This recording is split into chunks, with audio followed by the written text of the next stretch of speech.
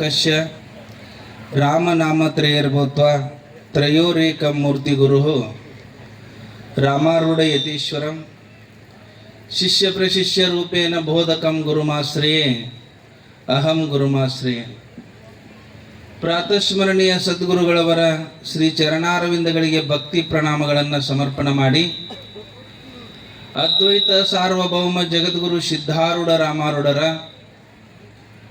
ಉತ್ತರ ಕರ್ನಾಟಕ ಈ ಭಾಗದ ಪ್ರಖ್ಯಾತ ಮಠವಾಗಿರುವಂತಹ ಸುಕ್ಷೇತ್ರ ಮೋರ್ನಾಳ ಗದ್ದನಗಿರಿ ಮಳೆರಾಜೇಂದ್ರ ಮಹಾಮಠದ 2026ನೇ ಜಾತ್ರಾ ಮಹೋತ್ಸವ ಈಗಾಗಲೇ ಪ್ರಾರಂಭವಾಗಿ ಇವತ್ತು 8ನೇ ದಿವಸದ ಈ ಒಂದು ಕಾರ್ಯಕ್ರಮ ರಥೋತ್ಸವ.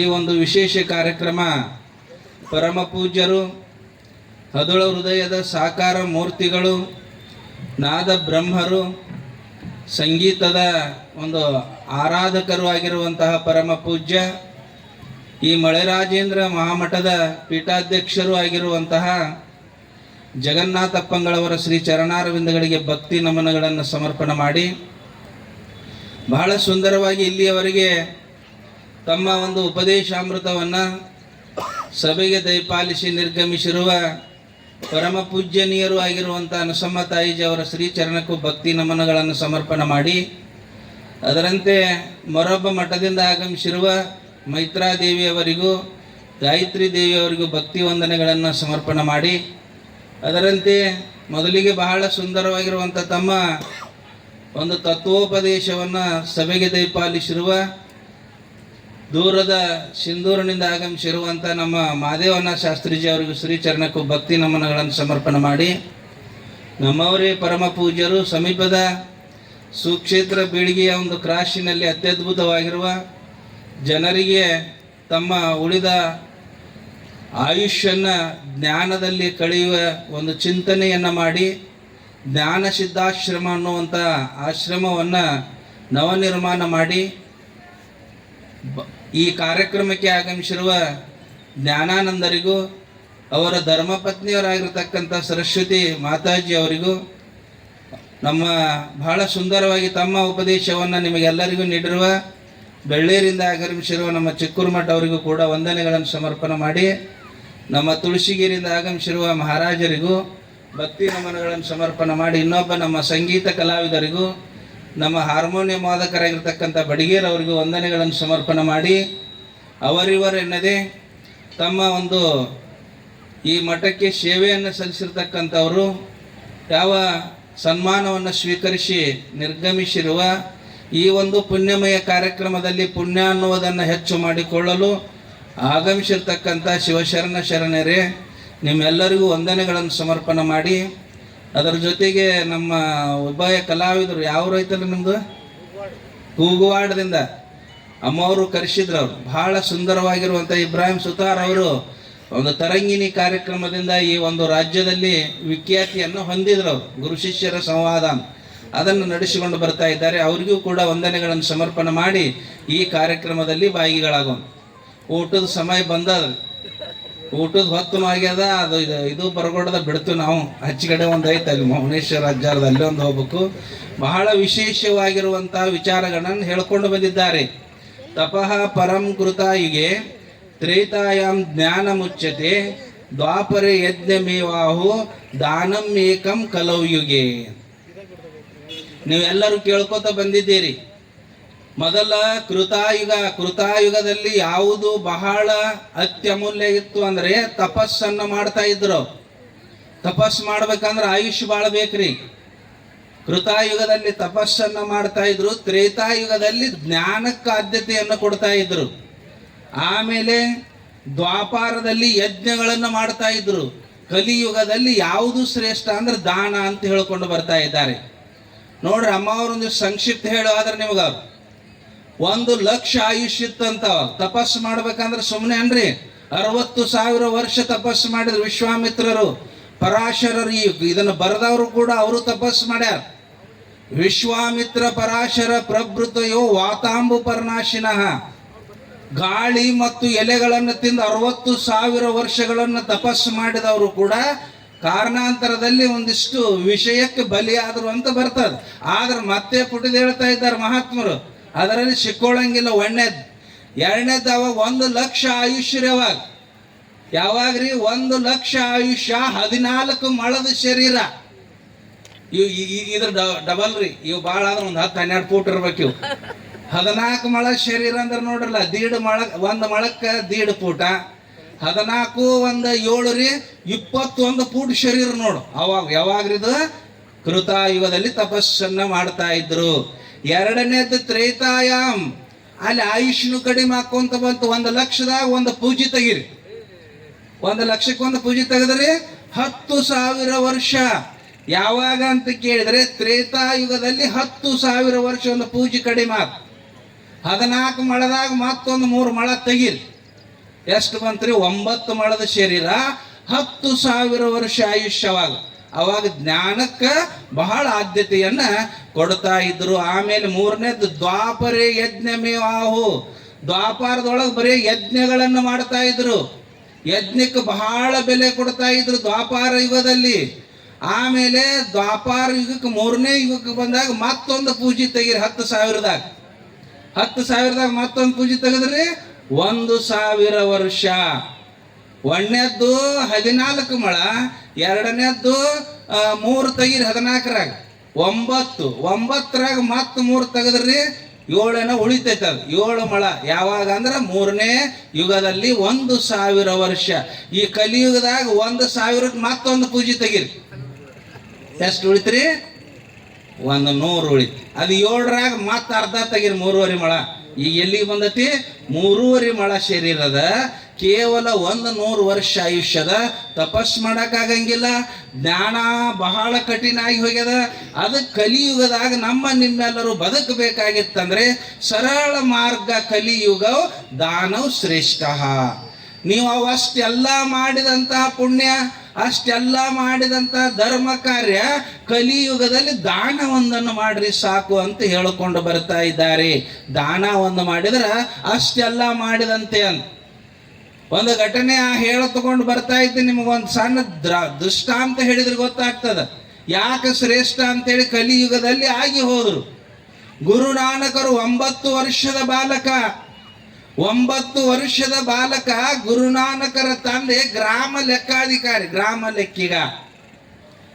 ಆವಾಗಿನ ಕಾಲದೊಳಗೆ 10 ರೂಪಾಯಿ ಕೊಟ್ರ. ಹೋಗಪ್ಪ 9 ವರ್ಷ ಆಗ್ಯದ, ನೀ ಏನು ಸಣ್ಣವಲ್ಲ, ಒಂದಿಷ್ಟು ಏನಾದರೂ ವ್ಯಾಪಾರ ಮಾಡು, ನಿನ್ನ ಬುದ್ಧಿಯನ್ನು ಉಪಯೋಗ ಮಾಡಿ, ನೀನು ಕೂಡ ಮ್ಯಾಲ ಬರಬೇಕು ಅಂತ ಹೇಳಿ ತಿಳ್ಕೊಂಡು 10 ರೂಪಾಯಿ ಕೊಟ್ರಿ. ಅವ ಗುರುನಾನಕರು 1450 ನಂತರ ಹುಟ್ಟಿದವರು, 60ರಾಗ ಹುಟ್ಟಿದವರು, 1539ರಾಗ ದೇಹ ಹೋಗ್ತದವ್ರು. 15ನೇ ಶತಮಾನದ ಅರ್ಧ ಮಧ್ಯಕಾಲದಲ್ಲಿ 10 ರೂಪಾಯಿ ಕೊಟ್ರು. 9 ವರ್ಷದ ಹುಡುಗಿ ಏನ್ ಮಾಡ್ಬೇಕ್ರಿ? ಜಾತ್ರೆಯಾಗ ನಿಮ್ಮ ಹುಡುಗರ ಕೈಯಾಗ ಕೊಟ್ಟು ಕಳಿಸ್ರಿ, ಏನ್ ಮಾಡ್ತಾವೆ? 10 ಅಲ್ಲ 100,000 ಕೊಟ್ಟರು ಹೊಳೆ ಬರೋದಿಲ್ಲ ಒಂದು ತಾಸನೆ.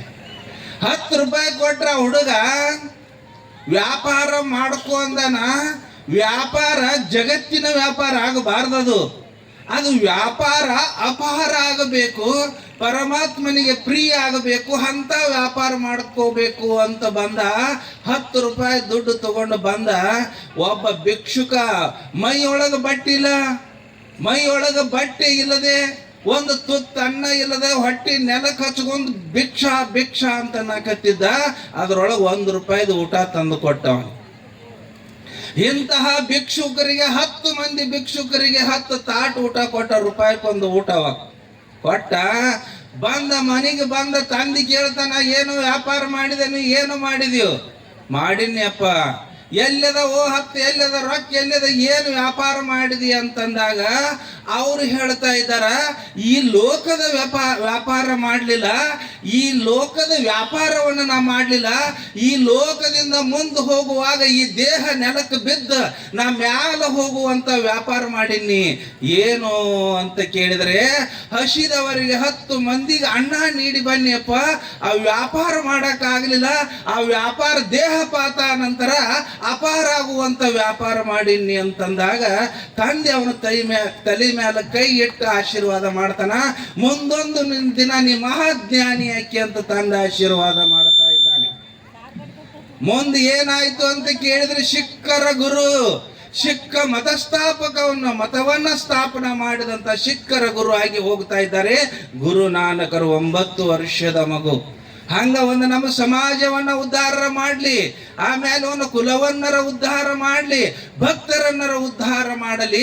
ಇಂಥ ಉದ್ಧಾರ ಮಾಡುವ ಕೆಲಸ ಯಾರಿಗೆ ಬರ್ತದಂದ್ರ ಅನೇಕ ಜನ್ಮಗಳಲ್ಲಿ ಯಾರು ದಾನ ನೀಡ್ಯಾರಲ್ಲ ಇನ್ನೊಬ್ಬರಿಗೆ, ಅವ್ರಿಗೆ ಈ ಗುಣ ಬರ್ತದೆ. ಸಿಕ್ಕ ಅವ್ರಿಗೆ ಬರಂಗಿಲ್ಲ.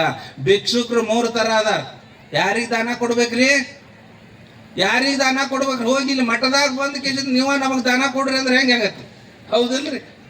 ದಾನ ಮಠದವ್ರು ಕೊಡ್ರಿ ಅಂದ್ರೆ ಒಬ್ಬ ಭಿಕ್ಷುಕ ಅದನ್ನು ಸ್ವಾರ್ಥಕ್ಕಾಗಿ ಬದುಕುವ, ಒಬ್ಬ ಸ್ವಾರ್ಥಕ್ಕಾಗಿ ಬದುಕುವ ಅದನ, ಒಬ್ಬ ತಣ್ಣಗಾಗಿ ಮತ್ತು ಇನ್ನೊಬ್ಬರಿಗಾಗಿ ಬದುಕುವ ಅದನ, ಮೂರನೇದವ ಯಾವದನ ಕೇವಲ ತ್ಯಾಗಕ್ಕಾಗಿ ಬದುಕುವ ಅದನ. 3 ತರದ ಭಿಕ್ಷುಕರದಾರ ಈ ಜಗತ್ತಿನೊಳಗೆ. 3 ತರದ ಭಿಕ್ಷುಕರದಾರ. ಅವ್ರಿಗೆ ನೀಡಬೇಕು ನಾವು. ಹೇಳಿನಲ್ಲ, ಈಗ ಒಬ್ಬ ನೆಲಕ್ಕೆ ಬಿದ್ದು ಹೊಟ್ಟಿಗೆ ಅನ್ನ ಇಲ್ಲದ ಬದುಕುವಂತ ಒಬ್ಬ ಮನುಷ್ಯನಿಗೆ ನೀವು 1 ರೊಟ್ಟಿ ಕೊಡು, 1 ರೂಪಾಯಿ ಕೊಡು, ಅಲ್ಲಿ ಏನಾರ ಪ್ರತಿಫಲ ಅಪೇಕ್ಷದ ನಿಮ್ದು? ಭಿಕ್ಷಾ ಬಿಡ್ಕೊಳ್ಳೋಂಗ್ ದಾರ್ಯಾಗ ನಾವು 10 ರೂಪಾಯಿ ಕೊಟ್ರೆ ಅಂದ್ರೆ ಪ್ರತಿಫಲ ಅದನು ಇಲ್ಲ. ಇದು ಕೂಡ ನಿಮಗೆ ಡಬಲ್ ಆಗಿ ಬರ್ತದೆ. ಪ್ರತಿಫಲ ಅಪೇಕ್ಷೆ ರಹಿತವಾಗಿ ನೀವು ದಾನ ಮಾಡಿದ್ರೆ ಡಬಲ್ ಆಗಿ ಬರ್ತದ. ಇನ್ನೊಬ್ಬವ ಶ್ರೀಮಂತ ಭಿಕ್ಷುಕದ, ರಾಜ ಮಹಾರಾಜರ ಭಿಕ್ಷುಕರದ. ಈಗ ಮಾನ್ಯ ಸಿದ್ದರಾಮಯ್ಯ ಒಂದು ಬೆಳ್ಳಿ ಗದೆ ದಾನ ಮಾಡಿದ್ರು, ಕೊಟ್ಟರು. ಬೆಳ್ಳಿ ಗದೆ ಅಂದ್ರೆ ಹೆಂಗ್ರಿ? ಈಗ 3 ಲಕ್ಷ ರೂಪಾಯಿಗೆ 1 ಕಿಲೋ 5 ಕಿಲೋ ಬೆಳ್ಳಿ ಗದೆ ಕೊಟ್ರಿ. ಎಷ್ಟಾತ್ರಿ? 15 ಲಕ್ಷ ದಾನ ಮಾಡಿದ್ರು. ಇವ ಶ್ರೀಮಂತ ಭಿಕ್ಷುಕರು. ಹಿಂಗಿರ್ತಾರ. ಇದಕ್ಕೆ ಎದ್ರ ಸಂಬಂಧ ನೀವು ಕೊಡ್ತೀರಿ? ನಮ್ಮ ಊರಿಗೆ 1 ಕೋಟಿ ಅನುದಾನ ಕೊಡ್ಲಿ, ನನಗೊಂದು ಮಿನಿಸ್ಟರ್ ಸೀಟರ್ ಕೊಡ್ಲಿ ಅಂತ ಕೊಡ್ತೀರಿ ಇದನ್ನ ದಾನ. ಇದು 2ನೇ ದಾನ. ಇದು ಅವಶ್ಯಕತೆ ಇಲ್ಲ. ಇದೇನು ಡಬಲ್ ಇಲ್ಲ, ತ್ರಿಬಲ್ ಇಲ್ಲ. ಇದು ಏನೋ ಸಾಮಾಜಿಕವಾಗಿ ಆಗಬಹುದು. ಇನ್ನೊಬ್ಬ ತ್ಯಾಗಿ ಭಿಕ್ಷುಕ ಅದಾನ. ತ್ಯಾಗಿ ಭಿಕ್ಷುಕರು ಯಾರು ಅಂದ್ರೆ ಇವತ್ತು ಸುಕ್ಷೇತ್ರ ಮೂರ್ನಾಳದೊಳಗೆ ಎಷ್ಟು ಮಠಗಳದಾವಲ್ಲ ಅವು ತ್ಯಾಗಿ ಮಠಗಳು. ಅರ್ಥ ಮಾಡ್ಕೋರಿ. ನೀವು ಯಾವ ಮಠಕ್ಕೆ ಹೋದ್ರೂ 1 ಮಟ್ಟಿಗೆ ಅನ್ನ ಕೊಡುವುದಿಲ್ಲ. ನಿಮ್ಗೆ ಹೊಳ್ಳಿ ಹೋಗೋತ್ನ ಕಟ್ಟಿ ಕೊಡ್ತಾರನ್ರಿ. 3 ದಿನ ತವಾರ ಗಂಟು ಕಟ್ಟಾಕತ್ಯಾರ. ನೀತ್ರಿಲ್ಲ, ನೀರಡಿಕಿಲ್ಲ, ಎಲ್ಲ ಮಠದ ನೋಡ್ತೀರ. 3 ದಿನ ಎಲ್ಲರಿಗೆ ಕಟ್ಟಿ ಉಂಡ ತಕ್ಷಣ ನಮಸ್ಕಾರ ಮಾಡಿ ಹೋಗುವ ಹೊತ್ನ್ಯಾಗ ಅಣ್ಣ ನಿಮ್ಮ ಮನೆಗೆ 1000 ನೀವು 100 ಕೊಡ್ರಿ. ಯಾರು ಹಂಗ ಹೋಗ್ಬಾರ್ದು. ಮಠಕ್ಕೆ 3 ಜಗಕ್ಕೆ ಬಂದಾಗ ಹಂಗ ಹೋಗ್ಬಾರ್ದಂತ. ಎಲ್ಲೆಲ್ಲಿ ಅಂದ್ರೆ ಮಕ್ಕಳನ್ನ ನೋಡಕ್ ಹೋಗ್ತೀರಿ. ನೀವು ಮಕ್ಕಳನ್ನ ನೋಡಕ್ ಹೋಗ್ತೀರಿ, ಹಂಗ ಹೋಗಬಾರ್ದು. ಏನ್ ಹೋಗ್ಬೇಕಂದ್ರ 1 ಅಂಗಿಯರ ವೈರಿ, 100 ರೂಪಾಯಿ ಕೊಡ್ರಿ. ಮಕ್ಕಳನ್ನ ನೋಡಕ್ ಹೋದಾಗ ಹಂಗ ಹೋಗಬಾರ್ದು. 2ನೇದು ರೋಗಿ ನೋಡಕ್ ಹೋದಾಗ ಹಂಗ ಹೋಗ್ಬಾರ್ದು. ಬೆಡ್ನ್ಯಾಗ ಬಿದ್ದಾನ, ದವಾಖಾನಿಗೆ ಹಾಕ್ಯಾರ, ಹೋಗಿ ಅಲ್ಲಿ ನೀವು ಬರಗೈಲೆ ನಿಂತ್ರಿ ಅಂದ್ರೆ ನಿಮ್ಮ ಮುಖ ನೋಡಕ್ ಮನಸ್ಸಾಗಂಗಿಲ್ಲ. ನಿಮ್ಮ ಕೈ ನೋಡ್ತಿರ್ತದ ರೋಗಿ. ಯಾಕಂದ್ರೆ ಜ್ವರ ಬಂದು ಅದು ಇದು ಆಗಿ ಶವಿ ಹತ್ತಿರಂಗಿಲ್ಲ. ಏನಾರ ತಂದಾರನು, ಯಾರ ಏನಾರ ಕೊಟ್ಟದ್ದು ಅವ್ರ ರುಚಿಯಾಗಿ ನನ್ನ ರೋಗ ಹೋದಿತ್ತನು, ನಿಮ್ಮ ಕೈ ನೋಡ್ತಿರ್ತಾನಂತ. ಯಾರು ಹಂಗ ಹೋಗಬಾರ್ದು. ರೋಗಿ ನೋಡಕ್ ಹೋಗುವಾಗ ಹಂಗ ಹೋಗ್ಬಾರ್ದು. ಏನಾರ ಒಯ್ಬೇಕು, ಬುತ್ತಿಯರ ವೈರಿ, ರೊಟ್ಟಿಯರ ವೈರಿ, ಹಣ್ಣು ಹಂಪಲನರ ವೈರಿ ಒಯ್ದ ಅವಂಗ ಒಂದಿಟ್ಟು ತಿನಿಸಿ ನಿನಗೆ ಆರಾಮಾಗ್ತದಂತ ಹೇಳ್ರಿ. ಅದು ಪುಣ್ಯದ ಕಾರ್ಯ ಅದ. ಇನ್ನೊಂದು ಗುರುವಿನ ದರ್ಶನಕ್ಕೆ ಬಂದಾಗ ಹಂಗ ಹೋಗ್ಬಾರ್ದಂತ. ಗುರುವಿನ ದರ್ಶನಕ್ಕೆ ಬಂದಾಗ ನೀವು ರೊಟ್ಟಿ ಕಟ್ಕೊಂಬಂದ್ರೆ ಅದು ಏನು ಪ್ರಯೋಜನ ಆಗಂಗಿಲ್ಲ. ಇಲ್ಲಿ ಇರ್ತದೆ ಎಲ್ಲ. ಗುರುವಿನ ದರ್ಶನಕ್ಕೆ ಬಂದಾಗ 1 ಮಾಲಿ, ಒಂದಿಟ್ಟು ದಕ್ಷಿಣೆ, ನಿಮ್ಮ ಕೈಲಿ ಎಷ್ಟು ಸಾಧ್ಯ ಆಗ್ತದ 1 ಮಾಲಿ ಹಾಕ್ರಿ. ಹಂಗ ಹೋಗ್ಬಾರ್ದಂತ.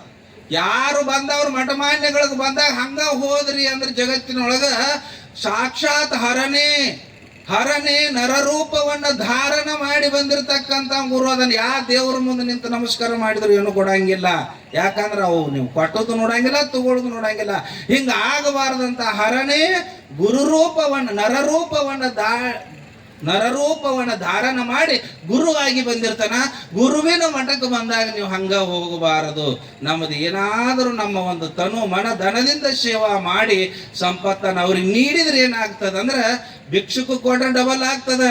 ಇಲ್ಲಿ ಏನಾಗ್ತದ ಅಂದ್ರೆ ನೀವು 1 ಪಟ್ಟು ಕೊಟ್ರಿ ಅಂದ್ರೆ 1000 ಪಟ್ಟು ನಿಮ್ಮ ಮನೆಗೆ ಬರ್ತದ. ಸದ್ಗುರುಗಳಿಗೆ ಅರ್ಪಣಾ ಮಾಡ್ರಿ ಅಂತೇಳಿ ಕಲಿಯುಗವು ದಾನವು ಶ್ರೇಷ್ಠ. ಕಲಿಯುಗದೊಳಗೆ ದಾನ ಮಾಡೋದ್ರಿಂದ ಏನಾಗ್ತದ ಅಂದ್ರೆ ನಾವು ಉದ್ಧಾರ ಆಗ್ತಾ ಇದ್ವಿ. ಒಬ್ಬ ಮಹಾರಾಜ ಬಂದ ತಕ್ಷಣ ಒಬ್ಬಕ್ಕೆ ಹೆಣ್ಮಗಳು ದಪ್ಪಂತ ಕದ ಹಾಕೊಂಡು ಮಹಾರಾಜರು ಬರುವತ್ಲೆ ನೋವಾತ ಅವಂಗ. ಮಹಾರಾಜ ಬಂದ್ರೆ ಯಾಕೆ ಕದ ಹಾಕೋತಾನ ಅಂತೇಳಿ ನೋವಂತ ಹೆಣ್ಮಗಳನ್ನು ಕರೆಸಿದ್ರು. ಅಲ್ವಾ, ನಾನು ಈ ದೇಶದ ಮಹಾರಾಜ, ಅರಮನೆ ರಾಜ ಅದೀನಿ, ನಾ ಬಂದಗಳೇ ಕದ ಹಾಕೊಂದಿಲ್ಲ ಯಾಕ ಅಂದಗಳನ್ನ, ಯಪ್ಪ ನೀ ನನಗ ಗಲ್ಲು ಶಿಕ್ಷಾ ಕೊಡುವುದಾಗಲಿ, ನನ್ನನ್ನು ಹೊಡೆಯುವುದಾಗಲಿ, ನನ್ನನ್ನು ಬಡಿಯುವುದಾಗಲಿ ಮಾಡುವುದಿಲ್ಲ ಅಂದ್ರೆ ನಾ ಸತ್ಯವನ್ನು ಹೇಳ್ತೀನಿ. ಇಲ್ವಾ, ಹೇಳು ಯಾಕೆ ಹಾಕ್ಕೊಂಡಿ ಅಂದಗಳೇ ಇಡೀ ಊರು ಜನ ಮಾತಾಡ್ತಾರೆಪ್ಪ. ಏನು ಅಂತಂದಾಗ, ಯಾರು ಮುಂಜಾನೆ ಎದ್ದು ರಾಜನಿಗೆ ಮಕ್ಕಳಾಗಿದ್ದಿಲ್ಲ, ಮಹಾರಾಜನಿಗೆ ಮಕ್ಕಳಾಗಿಲ್ಲ, ಅವನ ಮುಖ ನೋಡಿದ್ರೆ ಅರಿಷ್ಟನ ಆಗ್ತದ ಅಂತೇಳಿ ಜನ ಮಾತಾಡಕತ್ತಾರ. ನೀ ಬಂದ ತಕ್ಷಣ ಮೊದಲಿಗೆ ನಿನ್ನ ಮುಖ ನೋಡಿದ್ರೆ ನನಗೂ ಕೇಡಾದಿತ್ತು ಅಂತೇಳಿ ಕದ ಹಾಕಿನಿ ಅಂದ. ಹೆಂಗಾಗಿರ್ಬಾರ್ದು ದೇಶದ ಮಹಾರಾಜ. ಕೋಟಿ ಕೋಟಿ ನಿಟ್ಟು ಕಟ್ಟ್ಯಾನ, ದುಡ್ಡು ಕಟ್ಟ್ಯಾನ, ಸಂಪತ್ತನ್ನು ಒಟ್ಟ್ಯಾನ, ಅವನ ಮುಖ ನೋಡಿದ್ರೆ ಕೇಡಾಗ್ತದ ಅಂದ್ರೆ ಎಷ್ಟು ನೋವಾಗಿರಬಾರ್ದು. ಆವಾಗ ಹೇಳ್ತಾನ, ಮಹಾರಾಜನ ಮುಖ ನೋಡಿದ್ರೆ ಕೇಡಾಗಂಗಿಲ್ವ? ಮಹಾರಾಜನ ಮುಖ ನೋಡಿಯಲ್ಲ, ಇವತ್ತು 1 ಎಕರೆ ಇತ್ತು, ನಿಂದು 50 ಎಕರೆ ಆಕತಿ. ಇವತ್ತು ನಿನ್ನ ಮನೆ ಒಳಗೆ 2 ತೊಲಿ ಬಂಗಾರ ಇರಬಹುದು, 100 ತೊಲಿ ಆಕತಿ. 20 ಎಕರೆ ಹೊಲ ನಿನ್ನ ಹೆಸರಲ್ಲೇ ಬರದ್ನಿ, 50 ತೊಲಿ ಬಂಗಾರ ನಿನಗೆ ಮಾಡ್ತೀನಿ. ಮಹಾರಾಜನ ಮುಖ ನೋಡುವುದರಿಂದ ಈ ಕಳಂಕ ಹೋಗಲಿ ಅಂತ ಹೆಣ್ಮಗಳಿಗೆ ದಾನ ಕೊಟ್ರಿ. ದಾನವನ್ನ ನೀಡಿದ. ತಿಳುವಳಿಕಿದ್ಲಿಲ್ಲಪ್ಪ, ನಿನ್ನ ಮುಖ ನೋಡಿದ್ರ ಒಳ್ಳೇದಾಕತ್ತಂತ ಹೇಳಿ ಇವತ್ತು ನನಗೆ ಗೊತ್ತಾಯ್ತು. ಜಗತ್ತಿನ ಜನರು ಮೂರ್ಖರದಾರ, ಅವ್ರಿಗೂ ಕೂಡ ಈ ಸುದ್ದಿ ತಿಳಿಲಿ, ಒಲ್ಲೆ ತಂದೆ ಅಂದಗಳನ್ನ ಇಲ್ಲವಾ ತಗೊಂಡು ಹೋಗು ಅಂತ ಕೊಟ್ಟ. ಹಿಂಗ ಬಂದವ್ರಿಗೆ ಯಾರು ಎದ್ದು ಮುಖ ನೋಡ್ತಾರಲ್ಲ ದಾನ ಕೊಡಕತ್ತಿದ ಮಹಾರಾಜ. ಆದ್ರೂ ಒಂದು ಹೊಡೆಯಕತ್ತಿತ್ತು ಒಳಗೆ. ಏನ್ರಿ, ಮಕ್ಕಳಿಲ್ಲ, ಇವನು ಮುಖ ನೋಡಿದ್ರೆ ಅರಿಷ್ಟ ಆಗ್ತದ ಅಂತ ಹೇಳಿ ಏನು ಜನ ಮಾತಾಡಕತ್ತಾರಲ್ಲ, ಏನು ಮಾಡ್ಲಿ ಅಂತಂದಾಗ, ಮಕ್ಕಳಿಲ್ಲ ಅಂದ್ರೆ ದವಾಖಾನಿಗೆ ಹೋಗ್ಲಿಲ್ಲ, ದೇವರ ಕೇಳಕ್ ಹೋಗ್ಲಿಲ್ಲ, ಎಲ್ಲರ ಔಷಧಿಗಳಿಗೆ ಹೋಗ್ಲಿಲ್ಲ. ಶ್ರೇಷ್ಠವಾಗಿರುವ ತ್ಯಾಗಿ ಒಬ್ಬ ಜ್ಞಾನಿಗೆ ಬಂದು ಶರಣಾಗತ ಆದಾಗ, ಯಪ್ಪ ಹಿಂಗಾಗ್ಯದ, ಹಿಂಗ ಮಾತಾಡ್ತಾರ ಅಂತಂದಾಗ ವಿಚಾರ ಮಾಡಿ ಅವರಿಬ್ಬರು ಕುಂಡ್ಲಿ ತೆಗೆದು ನೋಡಿದಾಗ ಹೇಳ್ತಾ ಇದ್ದಾನ, ಹೆಂಡತಿ ನೋಡಿದ ಬಹಳ ಆರಾಮಿತ್ರಿ, ಏನೂ ಇಲ್ಲ, ಹೆಂಡತಿಗೆ ಮಕ್ಕಳಿದ್ದು. ಆದ್ರೆ ರಾಜಂದ ನೋಡಿದಾಗ ಹಿಂದಿನ ಜನ್ಮದೊಳಗೆ ಮಾಡಿದಷ್ಟ ಒಂದಿಷ್ಟು ಪಾಪ ಇತ್ತು, ಈ ಜನ್ಮದೊಳಗೆ ನಿನಗೆ ಮಕ್ಕಳಾಗಂಗಿಲ್ಲ ಅಂದಾಗ ಹೆಂಡತಿ ಪಾದ ಹಿಡ್ಕೊಂಡು, ಯಪ್ಪ ನನ್ನ ಗಂಡಗಿರ್ಲಿಲ್ಲ ಅಂದ್ರೆ ನನಗೆ ಹೆಂಗ ಮಕ್ಕಳಾಗ್ತದ ಭಗವಂತ, ಇದು ಏನೇ ತೊಂದರೆ ಇದ್ರು ನನಗೆ ನಿವಾರಣೆ ಮಾಡಿ ಮಕ್ಕಳಾಗುವಂಗ ಮಾಡು ತಂದೆ ಅಂತ ಹೆಣ್ಮಗಳು ಆ ಮಹಾರಾಜ ಏನ್ ಮಾಡ ಪಾದ ಹಿಡ್ಕೊಂಡಾಗ ಆಶೀರ್ವಾದ ಮಾಡ್ತಾನ. ನನ್ನ ಅನೇಕ ಜನ್ಮದ ತಪಸ್ಸಿನ ಫಲ ಅದ, ಇದರಿಂದ ನಿನಗೆ ಮಕ್ಕಳಾಗ್ತದ ತಗೋ ಅಂತೇಳಿ ಕೈ ಒಳಗೆ ತೆಗೆದಾಗ ಒಂದಿಷ್ಟು ಅಮೃತ ಬರ್ತದ, ಅದನ್ನು ಗಂಡ ಹೆಂಡತಿ ಕುಡೀರಿ ಅಂತೇಳಿ ಆಶೀರ್ವಾದ ಮಾಡ್ತಾ ಇದ್ದಾನ. ಮುಂದೊಬ್ಬ ಸದ್ಗುರುನಾಥನಿಂದ ಏನಾಯ್ತು ಅಂದ್ರೆ ಅವ ಮಕ್ಕಳಾದು ಅಂತ ಬರ್ತದ. ಇದು ಹೇಳಲಿಕ್ಕೆ ಕಾರಣ ಏನು ಅಂತಂದ್ರೆ, ಒಬ್ಬ ಜ್ಞಾನಿ, ಒಬ್ಬ ಸದ್ಗುರುನಾಥನ ಎಲ್ಲವನ್ನ ಕೊಡು ಶಕ್ತಿ. 360 ತೀರ್ಥ ಕ್ಷೇತ್ರಗಳ ನದಿ ಸದ್ಗುರುವಿನ ಪಾದದೊಳಗೆ ಹರಿದವ. ಅಲ್ಲಿ ಏನಾದರೂ ಕೊಟ್ಟರೆ ಡಬಲ್ ಆಗಿ ಬರ್ತದ, 10 ಪಟ್ಟಾಗಿ ನಮ್ಮ ಮನೆಗೆ ಬರ್ತದ. ಇಂಥ ಕ್ಷೇತ್ರಗಳು ಬಂದಾಗ ನಾವು ಏನು ಮಾಡೋದಂದ್ರ ಅಪೇಕ್ಷರಹಿತವಾಗಿ ನಮ್ಮ ಕರ್ತವ್ಯದಪ್ಪ, ನೀನು ಜಲದೇವತೆಯದಿ, ನೀನು ಮಳೆ ಆದ್ರೆ ನಾವು ಬದುಕ್ತೀವೋ, ಈ ಜಗತ್ತಿನ ಜೀವಿಗಳು ಬದುಕುವುದು ನಿನ್ನಿಂದ ಅದ, ನೀ ಮುನಿದ್ರೆ ನನ್ನನ್ನು ಕಾಯುವರು ಯಾರು ಅಂತ ನಮ್ಮ ಮನೆ ಒಳಗಿದ್ದದ್ದು ಎರಡೂ ಕೈಲ ತಂದ ಇಂಥ ಕ್ಷೇತ್ರಗಳು ಅರ್ಪಣಾ ಮಾಡುವುದರಿಂದ ಏನಾಗ್ತದ ಅಂದ್ರೆ ಪುಣ್ಯ ಅನ್ನತಕ್ಕಂಥದ್ದು ಬರ್ತದ. ಇರ್ಲಿಲ್ಲ ಅಂತಂದ್ರೆ ಸುಮ್ಮನೆ ಅನಾಯಾಸವಾಗಿ ಎಷ್ಟೋ ಜನರು ಭಿಕ್ಷುಕರನ್ನು ನೋಡ್ತೀವಿ ನಾವು, ಹಂಗಾಗಿ ಹೋಗ್ತಾ ಇದ್ದೀವಿ. ಇವತ್ತ ಪ್ರಕೃತಿಯನ್ನು ನಾವು ನೋಡಿ ಕಲಿಬೇಕಾಗ್ಯದ. ನೋಡ್ರಿ, ಸಮುದ್ರದ ನೀರನ್ನ ನೀವು ಕುಡಿಯಾಕ ಹೋದ್ರೆ ಏನಾಗ್ತದ್ರಿ, ನಾಲಿಗೆ ಕತ್ತರಿಸಿ ಬಿಡುವಷ್ಟು ಉಪ್ಪದ. ಅದೇ ಸಮುದ್ರದ ನೀರು ಮೋಡಗಳಾಗಿ ಮೇಲೆ ಹೋಗ್ತದ. ಬಿಸಿಲು ದಿನಕ್ಕೆ ನಮಗೆ ಮೋಡಗಳಾಗಿ ಮೇಲೆ ಹೋಗ್ತದಲ್ಲ, ಮೇಲೆ ಹೋಗಕ್ ಕಾರಣ ಏನು ಅಂತ ಕೇಳಿದ್ರೆ, ಯಾವ ಮ್ಯಾಲ ಹೊಕ್ಕವ ಅವು ಕೆಳಗೆ ಬೀಳ್ತಾವ. ಪಕ್ಕ ನೆನಪಿಡುವರು, ಯಾವ ಮ್ಯಾಲ ಹೊಕ್ಕವ ಕೆಳಗೆ ಬೀಳ್ತಾವ. ಮೋಡ ಮ್ಯಾಲ ಹೋಗ್ಯದ, ಜಗತ್ತನ್ನು ಉದ್ಧಾರ ಮಾಡ್ಲಿಕ್ಕೆ ನೀರಿನ ರೂಪದಲ್ಲಿ ನಮಗೆ ಬೀಳುತ್ತದ. ಹಂಗ ನಾವು ಮ್ಯಾಲ ಹೊಕ್ಕಿವು, ಸದ್ಗುರು ಸೇವಾ ಮಾಡಿ ದಾನ ಧರ್ಮ ಪುಣ್ಯ ಕರ್ಮಗಳನ್ನು ಮಾಡಿ ನಾವು ಮ್ಯಾಲ ಹೋಗಿ ಅಂತಸ್ತಿನ ಮನೆ ಕಟ್ತೀವಿ, 10 ತೊಲಿ ಬಂಗಾರ ಹಾಕೋತೀವಿ, ಗಾಡಿಗಳನ್ನು ತಗೊಂತೀವಿ. ಮ್ಯಾಲ ಹೋದದ್ದು ಎದಕ್ರಿ? ನಾವನ್ನ ದೇವ್ರ ಮ್ಯಾಲೆ ಎದಕ್ಕೆ ಒಯ್ದಾನಂದ್ರ ಇಂತಹ ಕಾರ್ಯಗಳಿಗೆ, ಬಡವರಿಗೆ, ದೀನರಿಗೆ, ದಲಿತರಿಗೆ ಹಂಚಿ ತಿನ್ಲಿ, ಅದನ್ನು ಸವಿಸಲಿ, ವ್ಯಯ ಮಾಡಲಿ ಅಂತ ಪರಮಾತ್ಮ ನಮಗೆ ಸಿರಿವಂತಿಕೆಯನ್ನ ಕೊಡ್ತಾ ಇದ್ದಾನೆ ವಿನಃ ಮತ್ತೊಂದಕ್ಕಾಗಿ ಅಲ್ಲ. ಅದಕ್ಕೆ ಕೊಟ್ಟದ್ದನ್ನ ಹಂಚಿ ತಿನ್ನುವಂತ ಬುದ್ಧಿ ದಾನ ಪದಕ್ಕೆ ಅರ್ಥ ಹೇಳ್ಕೊಂಬಂದ್ರು. ದೀಯತೆ ಇತಿ ದಾನಂ, ಕೊಡುವುದಕ್ಕೆ, ನೀಡುವುದಕ್ಕೆ ಏನಂತ ಕರೀತಾರಂದ್ರೆ ದಾನ ಅಂತ ಕರ್ಕೊಂಡು ಬರ್ತಾರ. ಅದಕ್ಕೆ ಮತ್ತ ನಾವು ನಿಲ್ರಿ, ನಾವ ದುಡ್ದಿರ್ತೀವೋ, ಕೊಡ್ಲಿಲ್ಲ ಅಂದ್ರೆ ಏನಾಕತಿ ಅಂದ್ರ ಅದಾನ ದೋಷೇನ ಭವೇತ್ ದರಿದ್ರ. ಅದಾನ ದೋಷೇನ ಭವೇತ್ರ, ಕೊಡಲಿಲ್ಲ ಅಂದ್ರೆ ಏನಾಗ್ತದ ಅಂದ್ರೆ ದರಿದ್ರತನ ಬರ್ತದ. ದರಿದ್ರತನ ಬಂತಂದ್ರೆ ಒಂದು ರೊಟ್ಟಿಗೆ ಪಿರಿ ಆಗಿ ಸಾಯುದಾಕತಿ. ಇಬ್ಬರು ಜಿಪುಂಡ್ರಿದ್ರಂತ, ಇದೊಂದು ಸೆಕೆಂಡ್ ಹೇಳ್ಬಿಡ್ತಾನೆ. ಜಿಪುಂಡ್ರಿದ್ರು ಗಂಡ ಹೆಂಡ್ತಿರು, ಯಾರಿಗೇನು ಕೊಡಲಾರ್ದವ್ರು, ಎಲ್ಲ ಕೀಲೆಯಾಗಿಟ್ಕೊಳ್ಳೋರು, ಎಲ್ಲ ಕೀಲೆಯಾಗಿಟ್ಕೊಂಡು ಎಲ್ಲ ಬರೀ ನನಗಾಗಲಿ ನನಗಾಗಲಿ ನನಗಾಗಲಿ ಅಂತೇಳಿ ಏನು 100 ತೊಲಿ ಬಂಗಾರ ಬೆಳ್ಳಿ ಎಲ್ಲ ನೆಟ್ಟು ಕಟ್ಕೊಂಡು ಕುಂತಿರ್ತಕ್ಕಂಥ ಜಿಪುಂಡ್ರು. 2 ಗಂಡ ಹೆಂಡ್ತಿ ಸತ್ತು, 2 ಗಂಡ ಹೆಂಡ್ತಿ ಸತ್ತು, ಎಲ್ಲ ನೆಟ್ಟು ಕಟ್ಟಿ. ಇದು ನೋಡ್ರಿ, ಮೊದಲು ಬರ್ತಿದ್ರಿ ಇವರು ದುರ್ಮುರ್ಗ್ಯಾರ ಅಂತ ಬರ್ತಿದ್ರು. ಬರ್ತಿದ್ರಿ, ನಿಮಗೆ ಗೊತ್ತಾಯ್ತು ಮೊದಲೇ ನನಗೆ ಈ ದುರ್ಮುರ್ಗ್ಯಾರ ಅಂತ ಗೊತ್ತದ ಇಲ್ರಿ? ಈ ದುರ್ಮುರ್ಗ್ಯಾರ ಬರ್ತಿದ್ರು. ದುರ್ಮುರ್ಗ್ಯಾರ ಬಂದ್ರಂದ್ರೆ ಅವ್ರು 1-2 ಪೂಟಿನ ಡಬ್ಬಿ ಹಿಂಗೆ ತಲೆ ಮೇಲೆ ಇಟ್ಕೊಂಡು, ಒಳಗೆ ಒಂದು ದೇವಿದು, ಒಂದು ಲಕ್ಷ್ಮಿದು ಇಟ್ಕೊಂಡು, ಒಂದು 5-6 ಸಾಮಾನು ಇಟ್ಕೊಂಡು, ಒಂದು ಪಡದೆ ಬಿಟ್ಕೊಂಡು, ಚಿತ್ರ ಬರೋದು ಹೊತ್ಕೊಂಡು ಬರ್ತಿದ್ರು. ಅವ್ರು ಬರ್ತಿದ್ರಿಲ್ರಿ? ಬರ್ತಿದ್ರು. ಅವನ ಹೆಂಡತಿ ಒಂದು ಡಮರು ಹಾಕ್ಕೊಂಡು ಆಕಿ ಹಿಂದಿಂದ ಬೆನ್ನು ಹತ್ತಾಕಿ ಒಂದು ಓಣಿಯಾಗಿ ಆಟ ಮಾಡೋ ಎಟ್ಟು ಕೇಸಿಂದ ಬರ್ರಿ ಬರ್ರಿ ಅಂದಗಳೇ ಎಲ್ಲರೂ ಮರ ತಗೊಂಡು ಬರೋರು. ಮರ ತಗೊಂಡು ಬಂದು ಮುಂದಿಡೋರು, ತೆಗಿಯವ್ರು ಅದನ್ನು. ಏನ್ರಿ ಅದನ್ನ ತೆಗೆದುಗಳ ಆಟ ಚಾಲು ಮಾಡಾವ. ಈ ಹೊಸ ಸೀರಿ ಮ್ಯಾಲಿನ ಮನೆ ಕಲ್ಲವು ಕೊಟ್ಟಾಳೆ ಅನ್ನೋರು ಅನ್ಕೊಂಡದಿಕ್ಕೆ ಹೆಂಡತಿ ತಾನೇ ತಂದಾನೆ ಅಂತ ಯವ್ವ ಈ ನೀರು ನೋಟು ದೊಡ್ಡ ಮನೆ ಮ್ಯಾಲ ಮಲ್ಲಪ್ಪ ಕೊಟ್ಟಾನೆ ಅಂದಗಳೇ ತಾನೇ ತಂದಾನೆ. ಆಕೆಂತಾಳಂತ ಹೆಂಡತಿ, ನಿನ್ನ ಬಾಯಾಗ ಮಣ್ಣು ಹೋಗಲಿ, ನಿನ್ನ ಕಟ್ಕೊಂಡು ಹಿಂದಿನ ಜನ್ಮದಾಗ ನಾ 7 ಕೇರಿ ನೀರು ಕುಡ್ದೀನಿ. ದೇವ್ರು ನಮಗೆ ಎಲ್ಲಾ ಕೊಟ್ಟಿದ್ದ, ದಾನ ಮಾಡ್ಲಿಲ್ಲ, ಎಲ್ಲಾ ನಿಟ್ಟು ಕಟ್ಟಿ ಕೊಡಲಾರ್ದ ಬಂದೀವು.